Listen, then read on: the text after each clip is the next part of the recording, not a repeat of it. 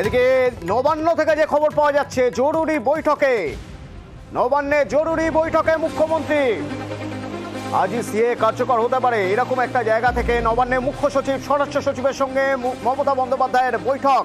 সোমরাজ নবান্ন থেকে আমাদের সে খবর দিচ্ছেন। সোমরাজ, আরেকটু ডিটেলে জানতে চাইবো। দেখো, মুখ্যমন্ত্রী মমতা বন্দ্যোপাধ্যায় স্বরাষ্ট্র সচিব, মুখ্য সচিবের সঙ্গে বৈঠক করছেন বলে সূত্র মারফত জানা যাচ্ছে। মূলত দেশ জুড়ে সিএ কার্যকর হওয়ার কথা যে সম্ভাবনা হিসেবে উঠে আসছে, তা নিয়ে মুখ্যমন্ত্রী এই মুহূর্তে নবান্নে বৈঠক করেছেন বলে সূত্র মারফত জানা যাচ্ছে। এবং সেক্ষেত্রে কিছুক্ষণের মধ্যেই মুখ্যমন্ত্রী মমতা বন্দ্যোপাধ্যায় সাংবাদিক সম্মেলন করবেন। মূলত দেশ জুড়ে যে সিএ কার্যকর করার কথা বলা হচ্ছে আজকের পর থেকেই, তা নিয়ে মমতা বন্দ্যোপাধ্যায় রাজ্যের অবস্থান স্পষ্ট করবে বলেই মনে করা হচ্ছে।